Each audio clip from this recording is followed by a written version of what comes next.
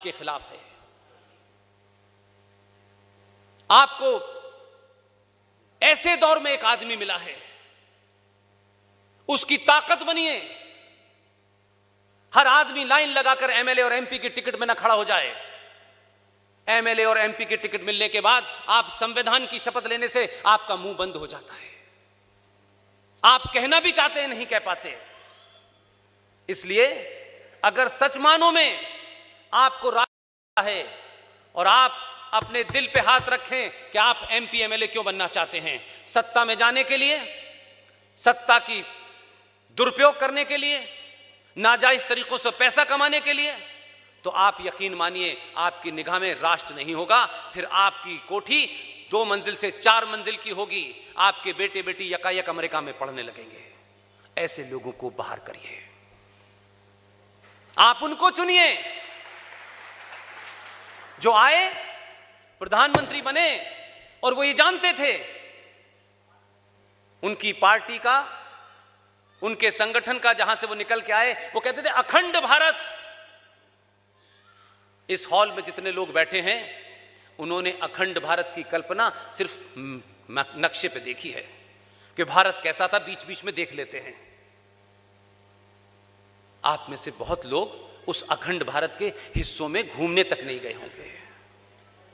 जा सकते थे, लेकिन आपका आदमी पहली यात्रा उसने भूटान की, दूसरी नेपाल की, बांग्लादेश की। लोग ये नहीं समझ पा रहे थे कि ये अच्छा खासा अफगानिस्तान गया था, वहां की पार्लियामेंट का इनॉग्रेशन करने, इसे पाकिस्तान क्यों उतरा। जब तक फिजिकली न देख ले कि क्या क्या वापस लेना है, तब तक पता नहीं चलता।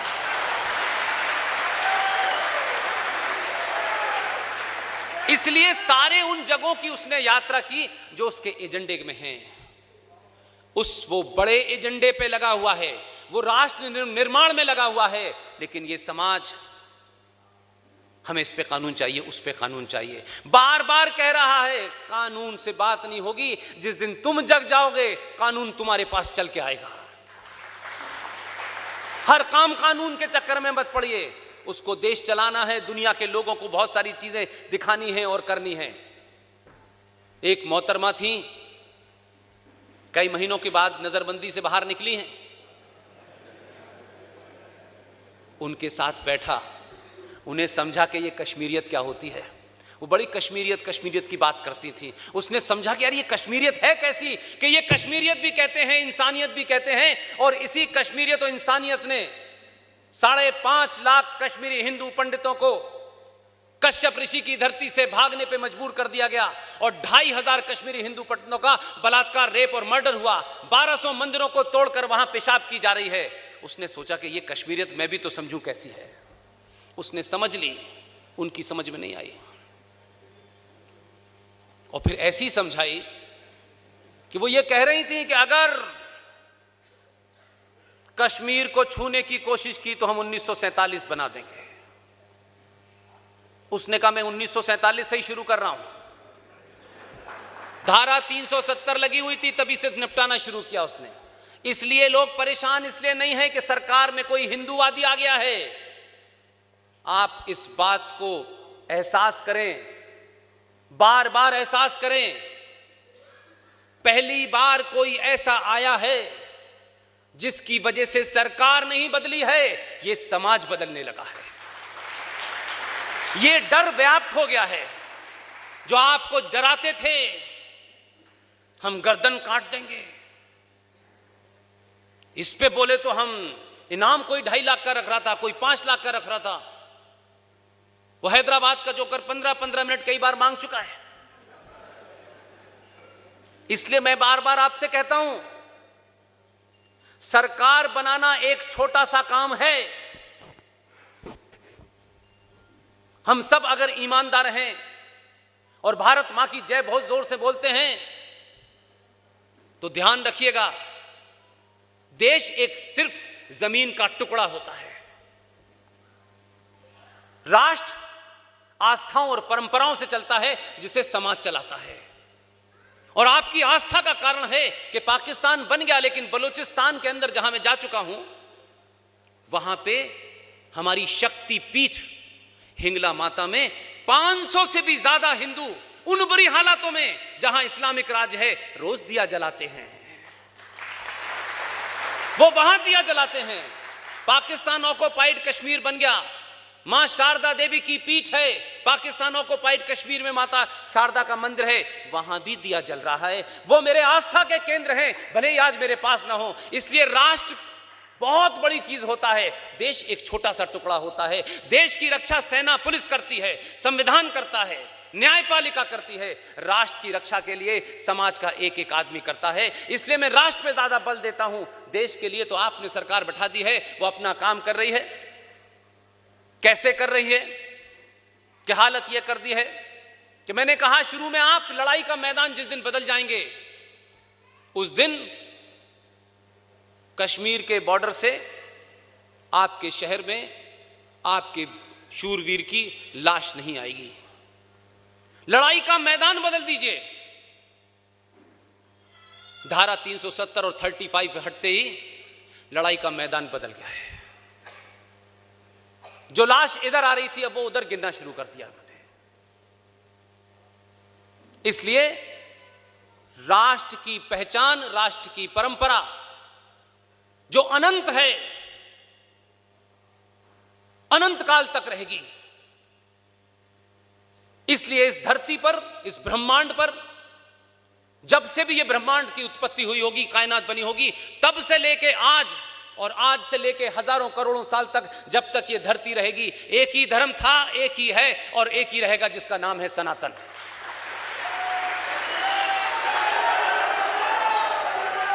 मजहब आएंगे, जाएंगे, समाप्त हो जाएंगे और ये प्रकृति का नियम है, ध्यान रखिएगा। ये प्रकृति का नियम है कि पेड़ 100 साल जिए, 50 साल जिए, 10 दिन जिए। जिसमें जान है उसका अंत निकट है। जो पैदा हुआ है वो मरेगा। धर्म न पैदा हुआ है न मरेगा, मजहब पैदा हुआ है तो मरेगा भी। उसका समय कब आएगा, वो कैसे मरेगा, ये मैं और आप तय नहीं करेंगे। मर रहे हैं। ईरान में क्या हुआ है, इराक में क्या हुआ है। इसलिए अपने पुरुषार्थ को जगाइए, अपने पे भरोसा कीजिए। और ये जो लोग बहुत हल्के अंदाज में कहते हैं, मैं उन विद्वानों से, उन संगठनों से भी कहना चाहता हूं कि जब भी भारत राष्ट्र के बारे में बात करें, छोटे और हल्के शब्दों का इस्तेमाल न करें। हम जाति में बटे हुए हैं, हमारे यहां ऊंच नीच है। कोई जाति में नहीं बटा हुआ, कोई जाति में नहीं बटा हुआ। मैं डंके की चोट पे कहता हूं, अगर आपको अपने ब्राह्मण होने पे गर्व है तो 1000 गुना होना चाहिए। आपको क्षत्रिय होने पे गर्व है तो होना चाहिए, दलित और यादव होने पे गर्व है तो होना चाहिए। लेकिन सिर्फ साथ में मेरा एक छोटा सा राइडर है, ब्राह्मणों, अगर आपको अपने ब्राह्मण होने पे गर्व है तो होना चाहिए। लेकिन शास्त्र कहां है ये भी बताइए। क्षत्रियों, अगर तुम्हें अपनी बहादुरी पे गर्व है तो तुम्हारी तलवार कहां है। यादवों, तुम्हारी भैंस आजम खान ले गया है, वो भैंस तुम्हारी थी।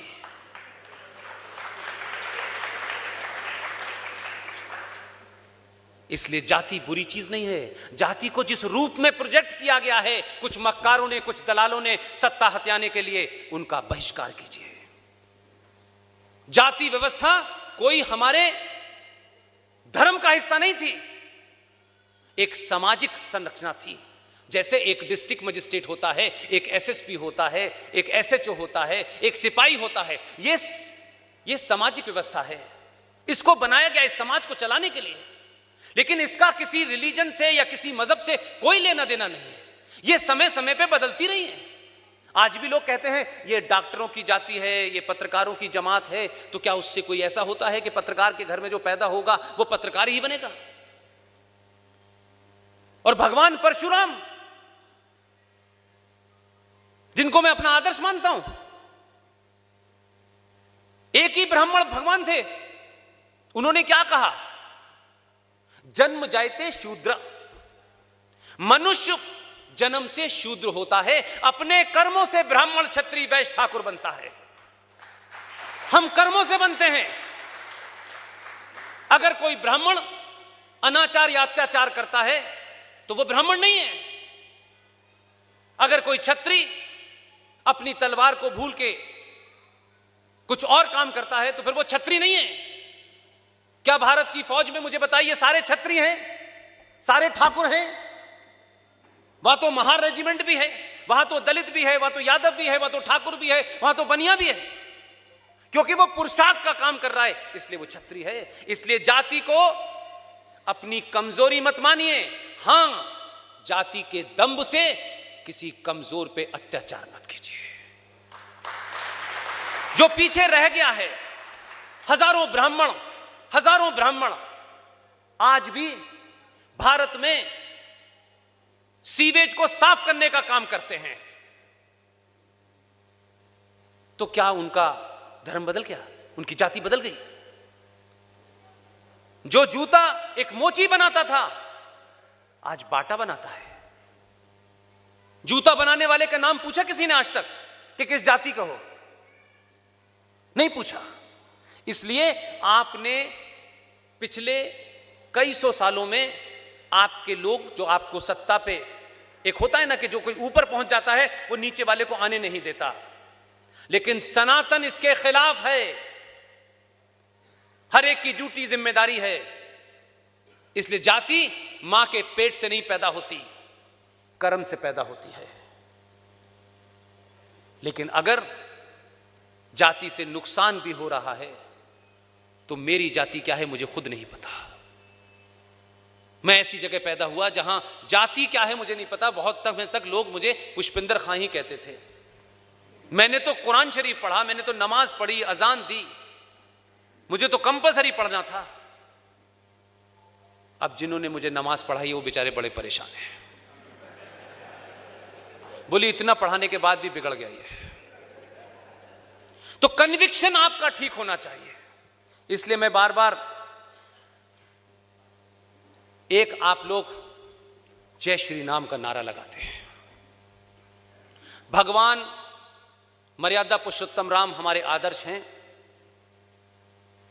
राम का नारा लगना कोई ऐसी बात नहीं है कि उसको मैं ये कहूं कि ये बुरी बात है। लेकिन भगवान राम के जन्म स्थली को 500 साल के इंतजार के बाद, 150 साल की कानूनी लड़ाई के बाद आपको मिल गया।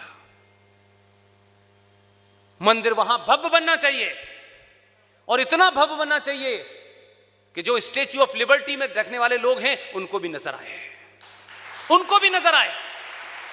इसमें कोई दो राय नहीं है। यह समाज अगर 10 पैसे से 1 रुपया और 1 रुपये से करोड़ देने में सामर्थ है तो जरूर दान करे, मेरा उस बात नहीं है। लेकिन मैं आपके सामने दूसरी बात रखना चाहता हूं। मंदिर भव्य बनेगा, बनना चाहिए। मैं कहता हूं, सोमनाथ का मंदिर जब लूटने कुछ लोग आए थे तो ऐसा नहीं था कि भारत में हिंदू अल्पमत में थे, बहुसंख्यक नहीं थे, कायर थे, डरपोक थे। वो पुजारी छोड़ के भाग गए थे मंदिर को, चंद लुटेरे आए थे गिनती के।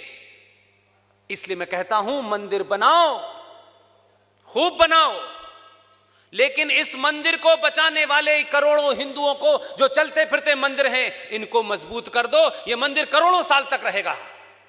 इसकी गारंटी कौन लेगा कि ये जो भव्य मंदिर बन रहा है ये 20 साल के बाद रहेगा या नहीं रहेगा? सत्ता व्यवस्था जो आज है वो कल होगी या नहीं होगी। इसलिए मैंने कहा सत्ताएं बदलती रहेंगी, समाज का जागृत रहना बहुत जरूरी है। इसलिए हर उस कमजोर आदमी को जो आपसे ताकतवर है लेकिन डर के मारे आप उसे अपने साथ नहीं खड़ा करते हैं, उसको मजबूत कर दीजिए। अयोध्या की नगरी को चारों तरफ से सनातनी हिंदुओं को बसा दीजिए। आने वाला चाहे बाबर हो, औरंगजेब हो, वो मंदिर तक पहुंचने से पहले समाप्त हो जाए। इसलिए चंदा दीजिए,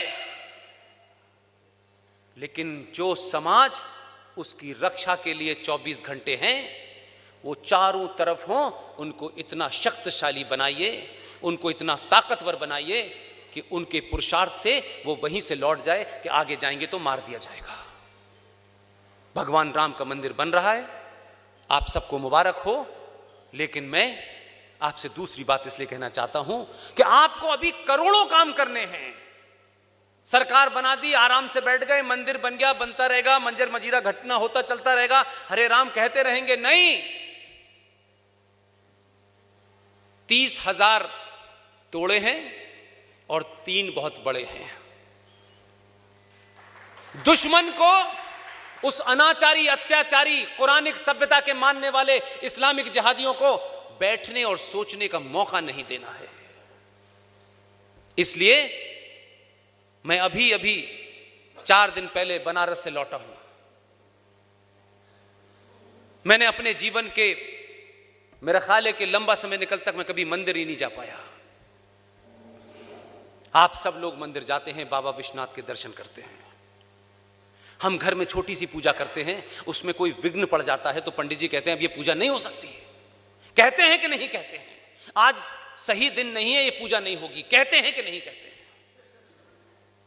ए सनातनियों, हजारों साल की सभ्यता परंपरा को मानने वाले हिंदू सनातनियों, जरा थोड़ी देर के लिए अपने कलेजे पे हाथ रखो और बताओ कि तुम जब बाबा विश्वनाथ के दर्शन करने जाते हो,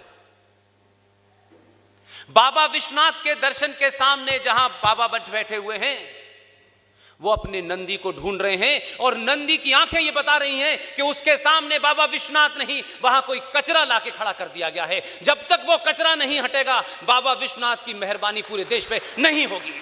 उस कचरे को हटाने के लिए अब जय श्री राम का नारा मत लगाइए, अब हर हर महादेव का नारा लगाइए, ताकि लोगों को पता चल जाए, लोगों को पता चल जाए जय श्री राम का काम हो चुका है। अब लोग ये बाबा विश्वनाथ की तरफ बढ़ गए हैं। बैठने मत दीजिए, बार बार जाइए, वहां देखिए, उस नंदी की आंखों में देखिए जो चल नहीं सकता, जो भारत के संविधान के पेज नंबर 3 पर बैठा हुआ है। आपको उस देश का ओरिजिनल संविधान नहीं मालूम, बताया